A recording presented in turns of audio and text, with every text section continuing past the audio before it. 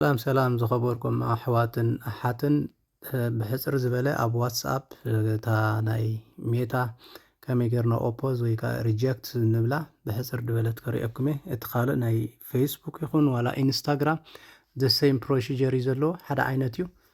ስለዚ ኣበይ ንኣቱ ንሕና ኣብዚ ዋትስኣፕ ምስ ኣተና ኣብዚ ቅድሚ ንፀሓሓፎ ምስ ሰብ ማለት እዩ። ኣብዚኣ ሰርክል ዝገብረልኩም ዘለኹ ንእሽተይ ሰርክል ኣላ ማለት እዩ። ናይ ሜታ ምልክት ኣሎ ማለት እዩ። ኣብ ኣና ኣቱ ኣብ ምስ ኣተና ከምዚ ፅሑፍ ይመፅእ ማለት እዩ። ስለዚ ነዚ ፅሑፍ እዚ እንታይ ንገብሮ ጥውቕ ነብሎ ምሽ ሽዑ ኣብ ታሕቲ ነልትልና ካብ ታሕቲ ተኻልአይቲ ዘላ ሜታ ፕራይቬሲ ፖሊሲ ዝብል ዘሎ ኣብታ ሜታ ፕራይቬሲ ፖሊሲ እዚኣ ንኣቱ ማለት እዩ። ኣብኣ ምስ ኣተና ከምዚ ኢሉ ናብቲ ሊንክ ከስግረና እዩ ማለት እዩ። ሓደ ሊንክ የእትወና። ስለዚ ኣብዚ ምስ ኣተና ኣብዚ ምስ መፃና ድማ እንታይ ንገብር ልክዕ ኣብዛ ሰለስተ ህንፃ ዘለዋ በዛ ኣብ ላዕሊ ኮርነር ኣብኣ ንኣቱ። ኣብኣ ምስ ኣተና ኣብ ላዕሊ ፕራይቬሲ ሰንተር ሆም ዝብል ኣሎ ኣብኡ ንኣቱ ማለት ኢና። ኣብኡ ምስ ኣተና ሽዑኡ ንገሊኹም ኣይ ቲንክ ኣብዚኣ ድያ ንቐፅል ብድሕሪኡ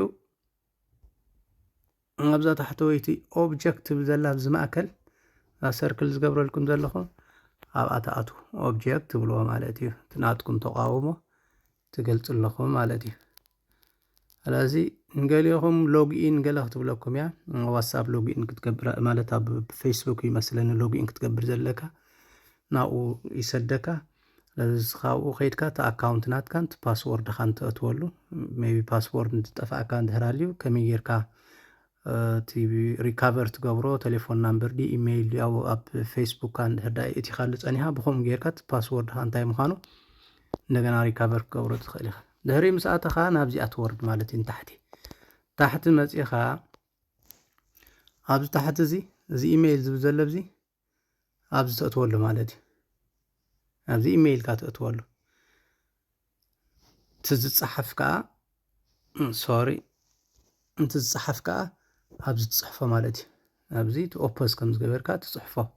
ስለዚ ብዚ እንታይ ከም ንፅሕፍ ኣብቲ ኤኣይ ድብል ኣለና እንታይ ኦፖዝ ክገብር ናይዚ ኣብዚ መወዳእታ ናይ ወርሓ 5 ሓድሽ ሕጊ ምስ ሜታን ዋትስኣፕን ዘሎ ሓድሽ ሕጊ ኦፖዝ ክገብር ደልየ እሞ እንታይ ኢለ ክፅሕፈሉ ኢልካ ብምሕታት ኣብኡ ሽዑ ዘርዚሩ የምፃልካ ንከንኡ ኮፒ ጌርካ ኣብዚ ተእትዎ ኢሜይል ኣብዚ እቲኻ ኣለኻ ብድሕሪኡ ኣብዚ ታሕቲ ከይድካ ሳሚት ትብሎ ወዲእኻ ሳሚት ምስ በልካዮ ብድሕሪኡ ባዕሎም ግብረ መልሲ ይሰዱልካ ማለት እዮም። ኣብ ፌስቡክ ኣብቲ ኖቲፊኬሽን ድዮም ኣብ ገለ ይሰዱልካ ማለት እዮም።